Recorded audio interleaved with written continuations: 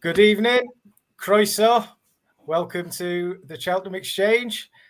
And we've got a very special interview tonight with Grade 1 winning jockey Niall Houlihan from the Gary Moore Yard, who's very kindly agreed to come on tonight. Answer a few questions, have a bit of a chat.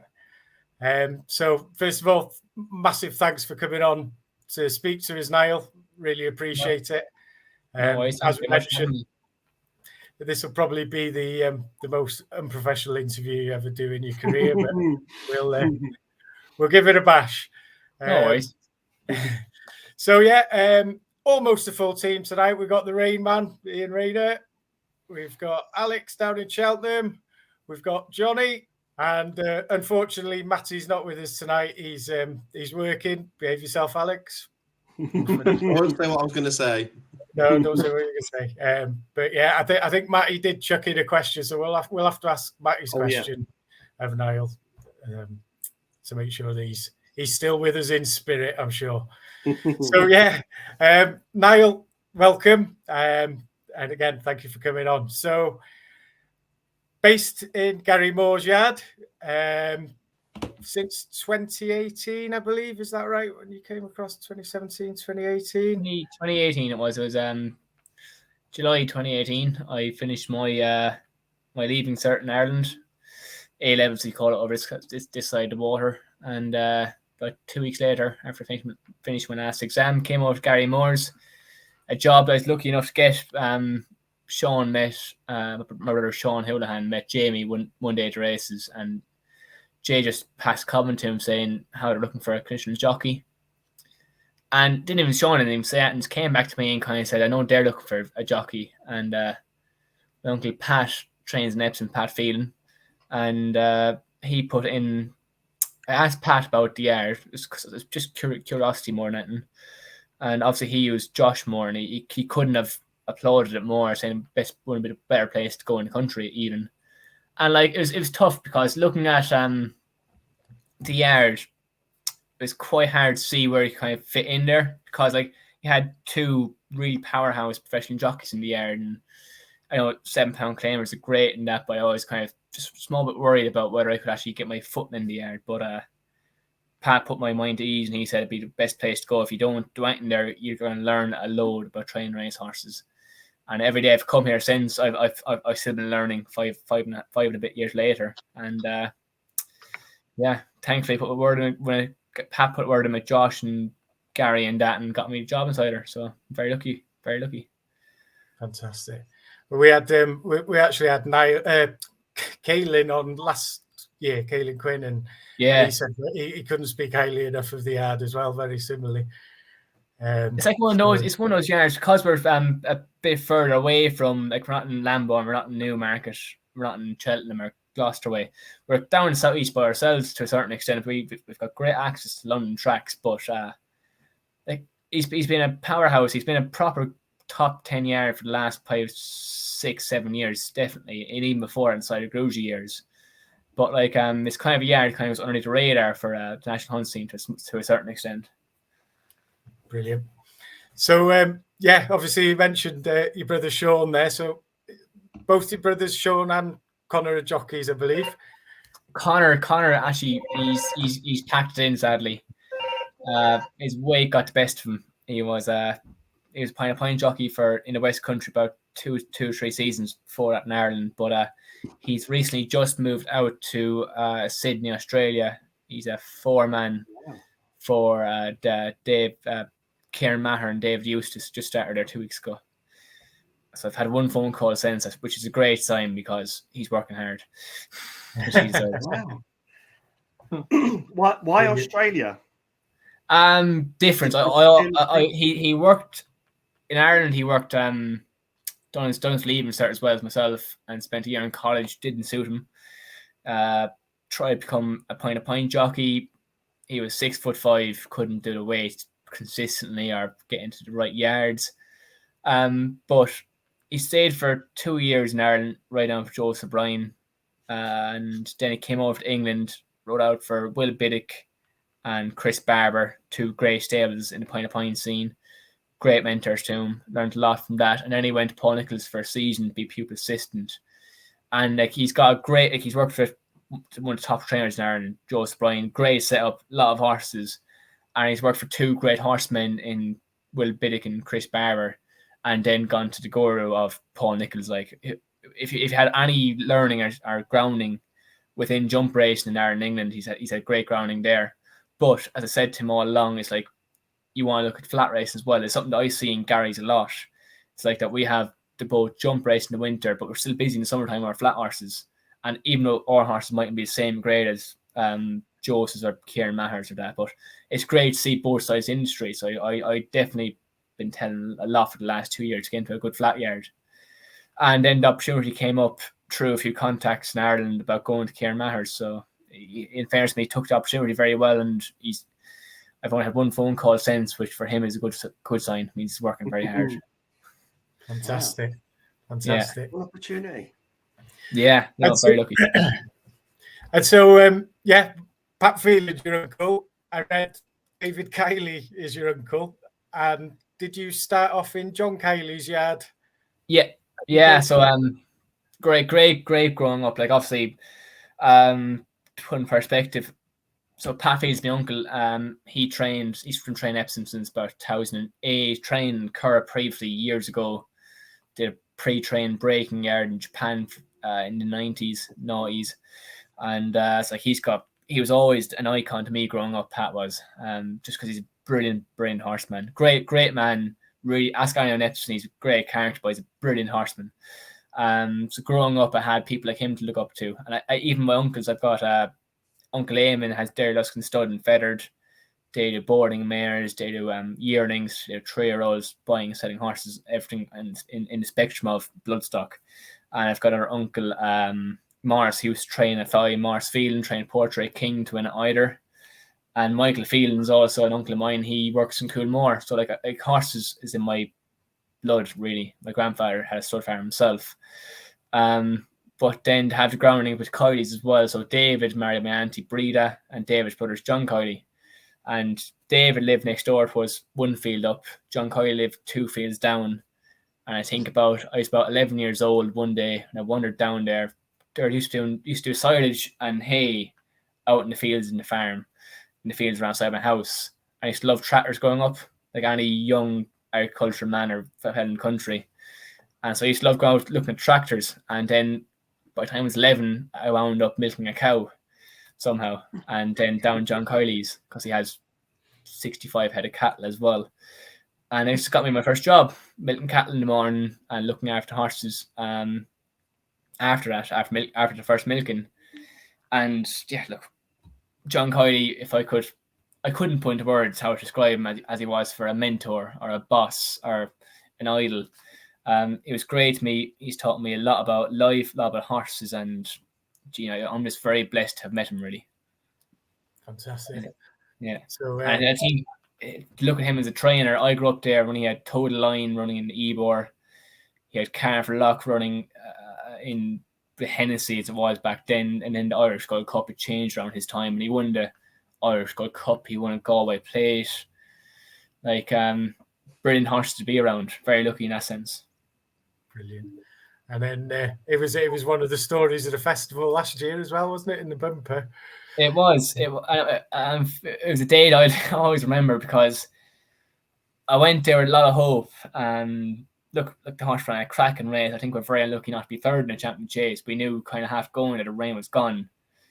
But you know yourself, when you have a day, it's kind of not a day expected in Cheltenham. It's a very hollow place, especially from a jockey's perspective.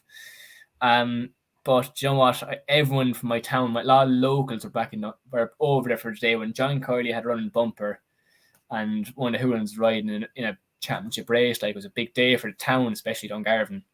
Never mind myself or my family, but I stayed around from the main race to the bumper, obviously because John Gleeson's riding it. He's a very good friend of mine, and you know what? I was just so blessed to be there that day. Just in every essence, like, just it's a really Dungarvan's a really good horse town. Like, we've got Queeley's, Declan Queeley, Tom Queeley in the town as well. John Queeley trains. John Kiley, you got Gleason's, Brian Gleason locally as well in Ardmore. And like, it's the stuff you dream of, really, having a Cheltenham winner for the town. Growing up, I always wished to see John have a Cheltenham winner. And to actually be there on the same day, riding in a championship race, was it was just a brilliant day. It's one of the days I won't ever forget. I think I was still in the parade ring about 25 minutes after the race, just with everyone, half of them. It was like walking back into the local pub. It was. You walk in there, it's like half town inside into her. Brilliant. But it was a brilliant day. It was. Brilliant. Yeah. Definitely the better ones. Good stuff. So because A Dream to Share was due to run today. Stone Bruise. Don't worry, I've checked up. As soon as I heard, I checked up. He's all right. small blip. And actually, he's a horse I sat on since. I sat in him. I was back home in Ireland during the racing break, start of August. And actually sat in him in John Kiley's, and I will say, he's like riding a Ferrari. He's got a lot of class to horse that. So I only sat in him 2 mornings, and I was back there, but he feels like a proper good news. He's a proper good horse. I wish him best of luck. And from what I hear back there, he jumps very well. So I think any naysayers can put their doubts away. I was just about to ask that, Niall, because if you look at a lot of people are saying about the breeding the Dream to Share has, you associate more with flat horses, so it's automatically he can't jump. He'd be no good in the Supreme or the Ballymore. Yeah, I totally see where you're coming from. If you look at it, he's by Muharar, and I've ridden many a Muharar, and I kind of wouldn't be a total fan for a jumping prospect. Like I rode his full brother 2 years ago in John Kiley's, but I think it was great. I've ridden his full brother because I've ridden the full brother by Muharar as well, and he'd be kind of, he's a grand horse, good little flat horse. He won't be a great hurdler. He's just kind of small bit. He's a flat horse. He's a bit softer, like. But when he's sitting this fella, A Dream to Share, and sitting him, it's kind of like you can just ooze his quality, and he's just like you could be sitting on him. I could tell he's by walking the park. You could tell him he's by Galileo. I could tell him he's by Anthony. You just believe me because he's just got that bit of class about him. It's something when you ride a really good horse, he can just do everything, and he will be. He'll be probably definitely. I think he'd be one of the better horses coming through the season. I think I could be totally wrong, but from what I sat of him and felt off him, he'll be a proper good horse. Lovely. Yeah. That's what we like to hear. Get him in the tracker. Yeah. So going back to yourself. Yeah, I believe you rode a winner on your first ride for Gary Moore's. Yeah, right?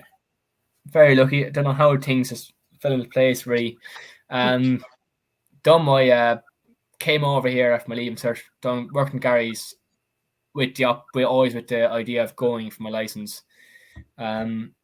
So he got kind of organised, done my got me set up to go for my license, and then the Bred Racing School said I'm under the age of 19. I haven't got a stable lads course behind me, so they sent me up to the racing school for 4 weeks to do a stable lads course, and then just so I had the qualifications to do my riding assessment and my jockey's course.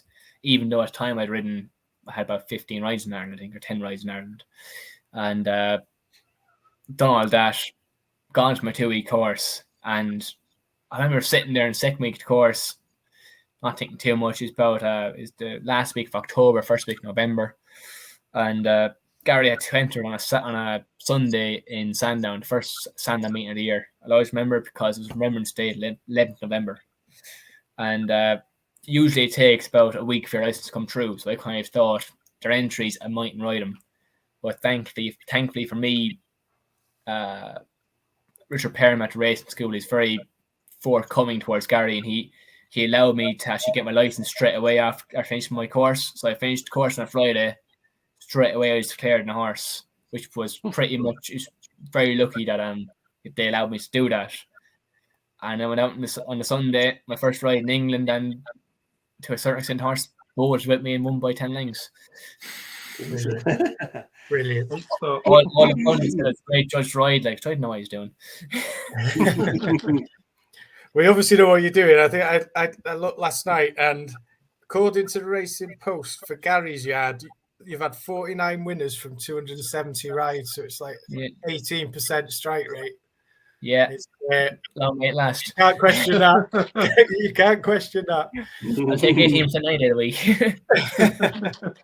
No, but I will say about with Gary's, I'm in here 6 days a week nearly. I get morning off, but I was trying to work around that I'm in the dark straight out in Gary's nearly. We're right out in the dark every morning in the winter nearly. 6 o'clock first walk pulls out for us, the jockeys in the yard. But it's just really great knowing the horse are going to the races on. Like every jockey can get in a horse and we can ride him and we can kind of have an idea of the horse run. And you can get a feel of a horse, know their personality. But being Gary's lot, we have 120 in the yard, 118, I think the exact number. And I'd say I sit in nearly all of them before I ride them. So very lucky in that sense. I'd be very rare that I sit in one race for Gary that I haven't sat at home before. And it's just having the homework behind you really helps in the air. So that's definitely the telling factor behind 18%. Lovely. Yeah. So 18%, boss man, you're going to like what I've done here. I can wangle into a question now. A Twitter question. I've wangled it in if I can find it. Okay, so it was off somebody called Ante-Post Angle had asked, does Niall or the weighing room care about strike rate, or are they just concerned about the number of winners? I don't. It's not. I don't care. There's a fine line between caring and getting. I mean, you can let numbers rule your head in this game. Like you can say, "Oh, I've only had so and so winners this season. It's going really badly." I do care about numbers. I like to know what I'm doing. I love knowing how many winners I've ridden and what's my strike. I love knowing it, but I would never let it get in my way of how I feel about going into race day. It's kind of like. It's good to know, but I wouldn't let it override my emotion or anything in that sort of sense. It's like that's why I love knowing my stats, my figures, love knowing what I've done, and that's because it's factual. It's fact. Like you can't lie about stats. But I'd never let it get in the way of the emotion of if I'm having a bad stat. It is what it is, and that's it. And all I can do is kind of work on it and get it better. Really, that's the aim. Yeah. If everyone wishes that 100% or 66% or 50%, but the likelihood is that every jockey is probably riding at between some lads for a bad year it could be 3%, but to a good year it could be 13%, and that's only 10%. So you can either let it affect you or not, but at the end of the day it's only 10%. And 10% of nothing is still nothing. Yeah. Wise words. Very wise. Yeah. Very wise. So how many more winners do you need to lose your claim? That's the one number I do worry about. That's 3 more winners. 3 more winners to my claim, and that's so be 2 by Friday. It's something that it's something that I last May I kind of said, you know what, I'm not going to rush it. But come October, I'm saying I'm going to get that fucking lost now. To be honest, I thought, like I said, I don't want to rush through the summertime because I said I had a date in my mind. Not that I'm always very quiet in summer. There's not many horses in the southeast that run through the summer for summer racing. Sheena West might have 1 or 2, and if Irvine, not this season but season before, had 1 or 2 going. Uncle Pack maybe 1 or 2 if anything fell right for them sort of trainers. But Gary would never really have anything in the summer, and so I kind of knew by the end of May that I'd be quiet for summer. I kind of put a date in about September 18th because you have your official license for 6 months after you lose your claim. And so I said from September 18th runs to the March 18th to 20th, that sort of date. So I said, if I can not put it out, but if I lose my claim before then, I can't ride in the boys' race in Cheltenham. And I know it sounds like a very long distance view. Anything can go wrong, and that's just the way the game is. But at the end of the day, it is a chance of me getting 1 more ride at the festival, which for a jockey is a major thing. So I didn't worry about too much in summer, but in chasing rides, kind of let it lie and let it be. So thankfully now in October, I can definitely lose it. I can probably ride an entry as well, maybe Punchdown. But so it's kind of like I'm 23, and you can have until 26 to have your conditional license. So I'm not in any real rush, but I can't wait to lose it all the time. Could be at Cheltenham, no, in October. Oh, October, yes, not March though. Yeah. If it's March, I'll take it, but it'll be long. To be a long old season if it was March. Yeah. So, having said that, of course, I'm not putting words in your mouth, but I can't imagine you'd have had much better highlights this far than the Clarence House in January and Editor de Gite and that phenomenal finish to the race. What was that like? Nerve-wracking for a very small period of time, thankfully. I said it before and I'll say it again. I'm very lucky to get on that horse. He's been definitely the making of my career so far. And he's like, if any could sit in horse, he's one of the best rides. He jumps, he travels. When it's his day, it's just one of those horses that is a pleasure to ride. And I've never ridden a horse like him in that sense. And he does everything. You say to him, he says, yes, I can do more than that. Like down to a fence, if you say, Jesus, it's a bit long here. And he just comes up and gives it 6 foot far side. Clarence House that day, I mean, thankfully, when Insider, if it was me versus Nergamine or me versus Edwardstone, it'd be a different race. But thankfully, going into that race, it was Edwardstone versus Nergamine. And I kind of had that, like going out in the Desert Orchid, when we were kind of still up about 18, 21. It was Edwardstone versus Nube Negra. And I just went out there and I had the same trophies, go out there, go up in front, the horse, ride the race. And it's like every other, like a Monday in Plumpton, like a Wednesday in Fontler, or a Saturday in Sandown. It's kind of just, you know what you're doing. And went out there that day in Clarence House. It was Edwardstone versus Nergamine. And I went out there and rode him the same way. I rode him twice before and won them before on the old course and the new course. And it just went straight forward. He jumped off and he took the bridle up and he winged every fence. And continued the horse came to me top of the hill, pushed me along down the hill so I get a breather into him, not breather, but get bit in his mouth, get him travelling. And I just turned in and said, you know what, catch me if you can. That's the initial thought. I came around that bend, still holding the bridle, and I said, you know what, if they haven't caught me by now, they're going to have to catch me. And he winged 2 out on an unbelievable stride, jumped the last very well, and then Edwardstone came up beside me, and it's kind of like, grand, we ran a great race. But like the horse done before, he a feeling that I'll always remember, he just took his head out more for me. I put stick down, he was running, and I was just in motion, and we just kind of knew both what I wanted to do, and the horse took his head out for me. I crossed the line. The worst thing was I didn't know I won. I had to look around, just a moment of just pure, have I done it? What's happening? What is happening? And I remember Alice Plunkett coming over to me, and she just mouthed the word over, not on the microphone, but I think you've won. And looking at the TV, and I'm saying, I think you win as well here. And then called the number out, and it's just a massive relief, and it's brilliant. And I'm pretty lucky, but to win a Grade 1 at Clarence House, but the Desert Orchid took me more by surprise. Because the Desert Orchid were going right-handed, which didn't like. The ground was quite a bit more dead than it was in Cheltenham. And Desert Orchid, honest to God, when I crossed the line, I couldn't believe it.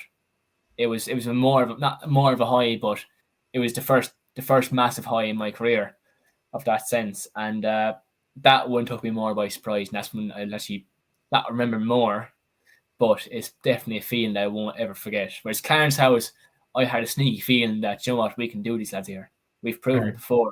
Yeah. We're done. Whereas in Desert Orchid, I've gone out to my first open Grade 2 company. I've only ever ridden, I've never ridden them sort of races to a certain extent. And so it's my first time experiencing it. But come from Desert Orchid to Cheltenham, I walked the course and I kind of said, you know what, this is just kind of falling right for him. And I've ridden him on races before, and it's kind of wasn't a massive surprise to me to a certain extent. I was surprised I won it, yes, but I wasn't shocked. Whereas there's a bit of a shock about Desert Orchid to me. It's kind of more of a, what it was really, in the handicaps, he'd get idle between 2 out last in the line maybe, because he'd have done all the running, and he'd be left out there for a long time, and then it'd come to him and he'd run on, like he done against Sam Thomas' horse, Galileo Silver, and against Cheltenham of Exchange, I believe it was. Whereas, so we never really had a true appreciation of what he could do. Like you see, he kind of mined himself for between 2 out in the last to the line there until horse came from me, he ran again. But when he went out in Desert Orchid, I went a good gallop, I went a proper good lick, and the loose horse helped me a lot. And he kept galloping alongside the loose horse. I kind of realised that he's got a bigger engine here. So yeah, them 2 days were definitely highlighted last year. They were highlight of my life so far, nearly. Fantastic. And then Champion Chase, I mean, I watched it back because we knew you were coming on, so I had a quick watch back the other night and ran a similar race again, like you say, off in front, seemed to run a really good race. Yeah. And watching it back last night, I'm certainly no horseman, but it almost looked, because you were still right in a running, but as you came around the home turn and Captain Guinness came in, it almost looked like he took like a false step almost or something. No, it wasn't a false step. It was the gap kind of shot me. It was look, it's just one of those racing things. Pause on the very outside, race in the middle. They had passed me, yes, but my horse was still running a great race. I will say about Cheltenham that day, the ground road a bit deep if rain came, and it's a bit deeper for him rather than the day before, where it wasn't as deep. He kind of, his horse on field, he bounced off the Clarence House ground a lot better than he did in Cheltenham ground. That's just the way it was. And but I do definitely believe, look, it's one of those things, the gap got sort of closed to me. He had a small trip on a heel, but it definitely cost me third place. I can't doubt that for the least. I think it definitely cost me third place in that Champion Chase. He came forward, Granite Team came past us, but it's like yourself. He ran for a mile 5.5 that day in top gear, winged every fence. He winged 3 out. If you saw the stride he came on down 3 out, it was a savage stride, and definitely run towards the end of his race. He would have turned and chased them up the hill, and it would have been very hard to catch him for third place. Whereas when that happened, I had to kind of take him back up. You lose momentum, and momentum at the bottom of the hill in Cheltenham is like having a flat tire. Look, that's in the past. I think it definitely cost me third place, but he's still a great winning chaser, so there's nothing you can take away from the horse. It was gotten at the time, don't worry. And how's he doing? Any kind of targets this year? Tingle targets for me this year are very simple. Lose my claim. That's all it is. As long as I can leave this season being a fully fledged professional jockey, it'd be a great pleasure, and just literally just one of those boxes ticked, really. I mean, that's my aim for the season, really. Fantastic. Yeah. Where do you think Editor will go this season, Niall? Look, that's totally up to the boss. He's fitting well, I can tell you that much. He's everything's going great towards this stage of the season so far. I'm not quite sure where he's going to go. I honestly, God, if you think I discussed the boss, I don't. I sit there and I just say as least as possible and hope he puts me on the horse again. I'm sure he'd go down the grade of chasing route. Whether that's going for a slur and Bush doubt it, but it could be wherever it'll be, or it could be a Hole and Gold Cup or a Tingle Creek. I'm sure boss will decide that in time. At the moment, we're sitting in our yard at the moment because the weather's been so warm and that there's not much as much rush to get the better horses out because they want to get nice jumping ground. Even though I always say Editor's a good ground horse, but he wants to get nice, good jumping ground and good racing. So their plans are still a bit up in the air. You wait till the end of the week, it's supposed to pour down. Yeah, and I can't wait. He is down south anyway. We can underestimate him out. It's been pouring down up here for the last 48 hours, I think. Never stops. 48 weeks, so Johnny Alex, I'm hogging the screen here. So yeah, go on, Johnny. I was going to ask about one I like, Niall. That's Teddy Blue. He ran a belter back in, was it May in the Swinton? He finished second, didn't he? With Kalen on, and he got put up £4 for that. But I still think he looks like he's on a good mark, a winnable mark there. So, is there any any plans for him, and maybe a Greatwood sort of tilt or something like that? Look, Teddy's a great horse for the yard. He's a proper hardy handicapper. Like he's one of those them bigger handicaps. He doesn't mind a big field. He's a very having in a race, but running at home. He's got a great engine to him. He runs. Like, believe it or not, if you look back in his flat form as a 3-year-old in France, he was, I think, only 2 lengths behind Vauban. Yeah. In a flat race, which is like just shows you he's going from Everton Cup now as a favourite. He's got an engine about him. Look, plans for season, not totally sure. He's jumped hurdles. He's jumped fences at home as well. I'm pretty sure he'll be very malleable to do either. Whichever the owners want to do, if they want to go back for another crack at a Greatwood, or even go back for the Betfair next season, or even try him chasing. He jumps, even though he's a very slick hurdler, he seems to be a very slick over chase fence as well, and that's something we always do, guys. We jump over both. If when the juveniles even that, they can jump over chase fence some days, just because it's always a jumping to horse. So he's very open and he's very malleable in that as a racehorse. I don't know sure where exactly he's going to go, but he could do both. Yeah, he seems an honest type, doesn't he? Like he always seems to run his race, doesn't he? Head out. Very genuine. Yeah, very genuine. Keane loves him. Sadly, I can't ride him because of that. A couple I wanted to ask you about, Niall, as well. First, one that I saw that you rode at the end of the season at Chepstow, Spirit Danu. Yeah, good man. You spotted a nice one there. Yeah. Really like him. Nice horse. Really great attitude. Plenty of ability. Like that race in Chepstow went his proverbial tits up from the word go. With the 2 horses running flat in front, me leading the rest of the pack is very much not an ideal place for a jockey, especially on Chepstow, where they get racing up the hill and had to chase down that horse as well. With the Mulholland horse, who was even still fancy in the race, even though he didn't run best at Fontwell after, he was still had the ideal run in the race. And Spirit Danu jumped, travelled, everything else to do. He done brilliantly, sprinted away to the line. I think he's off 130, 1.2, 1.29, something around that mark. Yeah.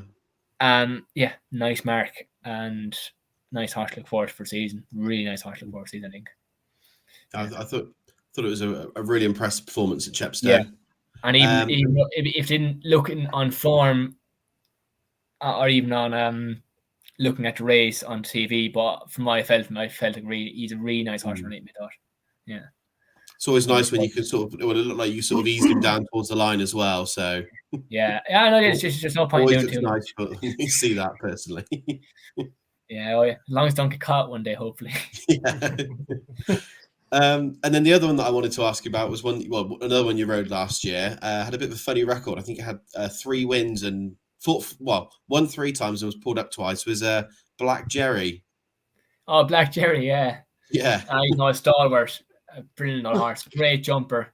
I won him in Ascot, and not gonna lie, I thought over 2 miles around there, I thought it'd be too good race for him, but brilliant attitude, really tough little horse. Won us off the Cheltenham Chase after that as well.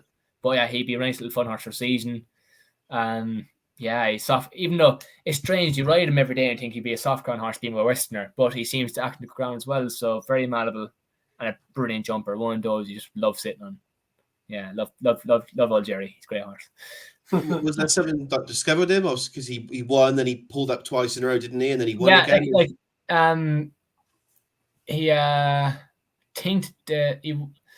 He's one of those. He's probably about 8 or 9 now, and he's been one of those horses. He hasn't had a lot of racing for a reason.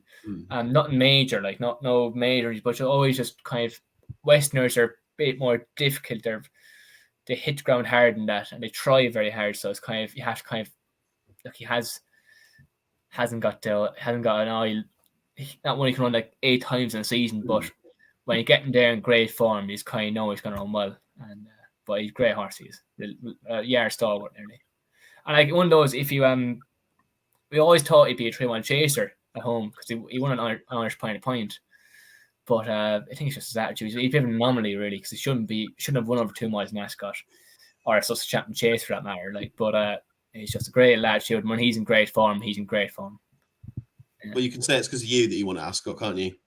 No, I think it was more speed race than made it staying race. You've got to take the credit. You've got to take the credit. No. The boss had him in great form. That's it, really. Playing the politics game, I love it. Oh, I have to. I think Richie Sunak can run for his money. Brilliant. Matty, Matty is usually on with us. He chucked in a question. Are there any nice novices in the yard that you're particularly excited for this forthcoming season? Yeah, nice horses come through in the yard. One I like is all authorised. Won a bumper last season. He'll go novice hurdling, nice horse. Half a full brother to an Irish national winner. Off the top of my head, one that wouldn't be majorly in a higher bracket, but one nice little horse that's gone from novice hurdle, novice chase is Isar Dairy. I think definitely more of a chase than a hurdler, even though I wouldn't be in the higher brackets. It's something that definitely improve in time for a chase fence. And look, we have a lot of nice little horses coming through, a few juveniles and as well for flat. So we're very lucky we are. But yeah, I think Emmanuel Authorised would be nice. One I really like coming through. Changing things slightly, I noticed the other day before we get onto your Chepstow ride, but I was looking through and Goshen's entered in the Cesarewitch on Saturday. Yeah, he is. 88 or something. 8 stone 8 or something like that. Yeah, look, he's back in. Boss rides him out every day. I groom him, but it's boss decision. If I could tell you now if he's got to run or not, I actually don't even know, to be honest. He's got an entry, and I'm sure decision will be made tomorrow morning. It could be run. I'm actually not quite sure, to be honest. Boss literally, he loves the horse to bits, and as anyone would, he's one of those characters. He's given us a lot of good days and a few very tough days, but undoubtedly he's got a lot of ability, and he's been he's actually for as a purchase wise for an owner, he's actually given the owners a lot of good for the value of money. He's actually been great at the purchase. Like you see people spending big money on these store horses coming through, and these Pine of Pointers or these horses from France. In fairness, Gary bought them a very nice reasonable price for the caliber of horse he is. So he can run a Cesarewitch, he can run the Christmas hurdle, he can run 3 mile hurdle or world hurdle. If so, he's one of those very malleable horses, like so. And yeah, he's a character. He can't much. Great. Excellent. So yeah, moving on to obviously this week, things starting to move now, and we've got Chepstow coming up Friday, Saturday, and you've got a ride on Friday for Robbie Llewellyn. Robbie Llewellyn, yeah, first time riding for him. He's been training last two seasons, I think. I rode against one of his horses in Stratford Monday and it beat me, so I'm actually delighted to get a ride from now. No, but looks a good little trainer. He's got a lot of nice owners. This one's for the Coral Racing Colleague Syndicate, which is always like a big enterprise to get a ride for. And it's come out of Joe Tizards. So going to the new yard, he's run Chepstow before. He's 4th behind him in a novice hurdle. 1-1 for Richard Rowe on the soft ground. Look, he looks like a nice little ride, and hopefully it goes very well. Like the trainer seems to know his horses very well, so the horses are a bit informed. Winner Monday, so I'm very much looking forward to it. Hopefully, it could be a good new connection. Yeah, I was looking at it. He's had 3 winners out of his last 5 runners or something. Yeah, let's hope it's 6 from 6 now. Yeah, 4 from 6 on Friday. Yeah.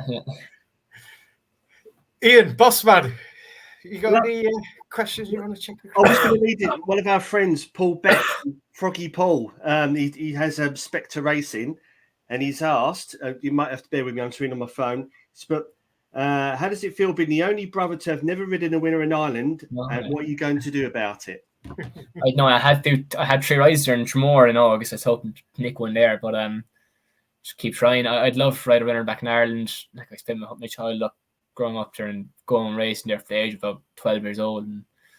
But it's a very very tough ride winner in Ireland. You have to be on the right horse on the right day. Like it's a very tough to get winner out there. Like so, I'm trying, but let's hope I'm not going to be ended on a bad note. I will try, and wish Gary send a good few more over there and get a winner, right? But No. Have you got a favourite course out there and also a favourite course in the UK? Favourite course in Ireland? Leopardstown, Christmas time. Yeah, it's this different atmosphere. It's just proper racing. I used to go up there. My mother always used to say about this time of year, she always mentioned, like, what about a little skiing holiday, lads? We won't go on a holiday in the summer. We might go skiing holiday. I was like, no, it's all right, Mum. We just want to go to Leopardstown Christmas, to be honest, really. And me and my brothers, my father, go up there Christmas time for 2 days. And very lucky enough, I lit up in the Lexus Chase and for John Cody, Carnford Lock. I used to go there, and it's just racing so competitive. And it's a proper great amphitheatre for winter racing. And I think they've done a great thing with the Dublin Racing Festival. They've raised the bar there. English tracks wise, I've got a few favourites. Love Plumpton on Monday. Love it. Great atmosphere. For a Monday's racing, you won't find better atmosphere than a Plumpton racecourse. Bar that, Tinker Creek Day, Sandown, love riding there. Not looking to get a winner there just yet. Have a winner to meeting last year, but at that Tinker Creek Day. And other than that, Cheltenham. Even going to sound very much from a few courses in Ascot as well. Like Ascot, you walk out with a shooting Ascot and you look around and you can kind of really see it's the world stage. It stands out for a stand. It stands out amongst the rest of them. And Cheltenham for atmosphere on a Saturday, Sandown because it's a London track, and Plumpton for atmosphere on a Monday. But yeah. One course, I'm very sorry, but there's 4 of them.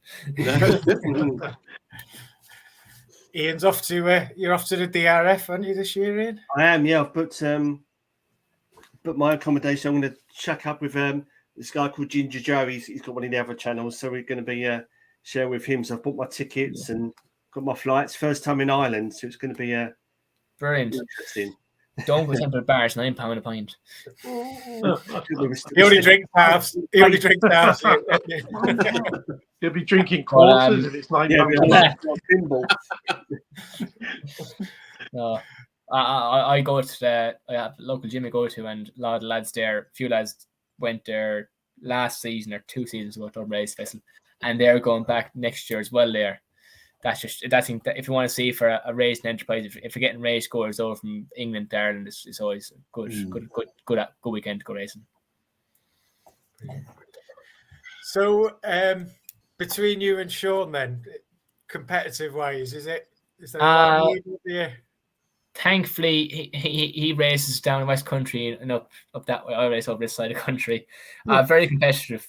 Every year we've got the Houlihan Jockey Championship. I've been looking up for it the last 2 seasons. Hasn't gone noticed in Sean's bracket, but no, very competitive. Look, it's great to walk into the weighing room and be alongside a brother. I'm very lucky in some aspects, and I'm very unfortunate in others, like, because some days it's not the right day to beat the race. It's weird to a certain extent. I always remember the first time I rode against him. I got down his inside, and he wasn't happy about it. And I'm pretty sure the only reason I got out of the way and without getting a black eye or bloody nose was because our mother. But on the other hand, my Sean is a winner. It's great. I love seeing Sean as a winner. He's a great horseman, great rider, and he's just playing the game really. He's got into Mission Hunt, Sue Gardner, he's Hobbs as well, and he's just he's doing his best down there, and he's very successful at it. Like he's if I say he's definitely more of personality to Houlihan's, he definitely more life probably, but no, it's great having a brother in the way now. Right, well, I'm getting wary of the fact that we've kept you for 3/4 of an hour here. So yeah, lads, anything? I'm sure that there's so much we could have got in. It'd be fantastic. But I've got one more, okay? Yeah, go for it, John. Go for it, John. Niall, if you could pick one horse that's currently, in training to ride, who would it be? In Gary's or in anywhere? In anywhere apart from Gary's. Anywhere apart from Hill. Yeah, so somebody else's stable. Who would you pick? No, I'm joking. It's a difficult question because obviously you could easily pick the best horse, like obviously a Constitution Hill or Galloping the Shams. But it's kind of, for a jockey, it's kind of a cool question to get, because sometimes you might want to actually ride a horse that looks really fun. Like, I don't know, even some horse to ride. If I could go back in time, I would love to ride Tiger Roll around a cross-country course. Oh, yeah. Oh, It's a very different answer, do you know what I mean? I could say, I want to care starting the Gold Cup, like, but Dem Man's 1008 Gold Cup, my personal favourite race. But I think one horse I'd love to ride around a different race and different answer would be Tiger Roll in a Cheltenham cross-country race, because he loved it around there and he looked a great spin. As a jockey, sometimes sit in the weighing room and watching TV and say, I would love to sit in that right now, because it's just winging the fences and having a great time. And that, for me, like, I love riding winners, but at the end of it all, I love riding horses. Yeah. And it's kind of the feel to get off horses, and like that's what makes Editor so good. He's a great racehorse, but also if he's in a 0 to 110, he'd probably be a great racehorse as well, because it's a great spin. He wings fences, and we love that. It's a great feeling. And that's your answer, Tiger Roll in the cross country race, probably. That's good. Good choice. Have you had a ride on the cross country course at Cheltenham? No, I haven't. No, I rode in a cross country race out in France in it was a steep cross. It was a steeplechase / cross country race. What we would know as a cross country race, because I believe in France, in order to be a cross country race, you have to have water and a bank in it as well. Whereas this one only had a bank, no water. And I rode in a steep cross in the Linear for Emmanuel Clayou about 3 years ago. Great fun. Brilliant. I think I rode a 10-year-old chaser. He's proper dinger. You need to see Gordon Elliott, Niall. So I think he's going to have about 10 runners in that race this year by the sounds of it. Yeah, but he's also got about 15 jockeys in his yard. So. It was definitely 2 today. If you say Conflated, apparently he's going to run in the cross country. Dell to Work and potentially Gelbin. That's 3. Yeah. Yeah. I know. See if we can get I don't know. Eddie mightn't stay at the old distance, but I might find something for enough Gary's. Black Jerry. Yeah, there's a good shout. There's a very good shout. Give him a shout. Now speed from. Fantastic. Well, I think time has absolutely flown. You've been absolutely fantastic. It's been you've done us a great honour coming on as it is, but what a fantastic guest. It's been great chatting to you. No worries, man. And there's one thing from you all, can you all say, come on Ireland for the World Cup, yeah? We can. And now we've got 2 Welsh boys there. Come on, at least the semi-final. We'll be supporting you against England, that's for sure. Let's not start on that, Alex. It's coming along nicely, that one, isn't it? Yeah, it'll be good. Big weekend on the way. Yeah. Scary. So from all of us, massive thanks, Niall. Thank you, Niall. Best of luck for the forthcoming season. Best of luck getting rid of that claim within the next fortnight. And hope you ride a nice winner for Robbie Llewellyn on Friday. Touch wood. Man, thank you very much. It's been a pleasure to talk to you. Cheers. Thank you very much. Cheers, Niall. Cheers, Niall. Bye. Thank you.